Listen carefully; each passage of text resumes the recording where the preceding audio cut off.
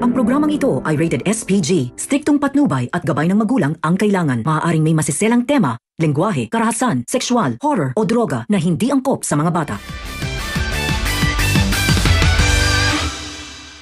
Dahil nga sa nalaman na ni Francis ang panloloko nitong si Venice sa kanya, ay agad nga nitong pupuntahan ito sa bahay ni Vivian at kokomprontahin niya ito.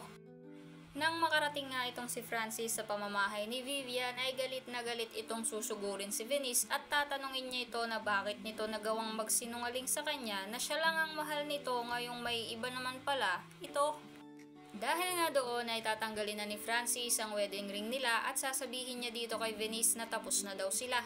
Pero dahil nga nabisto na ang lihim nitong si Venice ay yayakapin ito si Francis at magmamakaawa dito, pero desidido na talaga itong si Francis na makipaghiwalay sa kanya at ipapaayos na daw nito kaagad ang annulment nilang dalawa para mapawalang bisa ang kasal nila.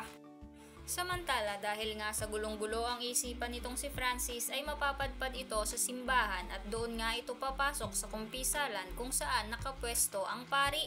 At sa hindi namang inaasang pagkakataon ay pupunta din itong si Tata sa simbahan para mangumpisal.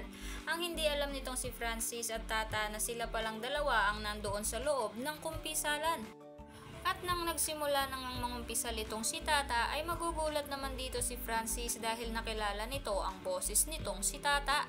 Patuloy pa din sa pangungumpisal itong si Tata na ang buong akala niya ay pari ang kausap nito, pero ang hindi nito alam na ito parang si Francis ang nandoon at nalaman na nito lahat, pati na din ang pagkahulog ng loob nito dito. Mukha namang magkakaroon agad ng bagong pag-ibig itong si Francis sa kabila ng pagkabigo nito dito kay Venice. Kaya naman kung isa ka sa mga nagnanais na sana nga ay magsimula na ang love story nila Tata at Francis, ay huwag mo namang kalimutang i-like ang video na ito and don't forget to subscribe. Thanks for watching. Paalam!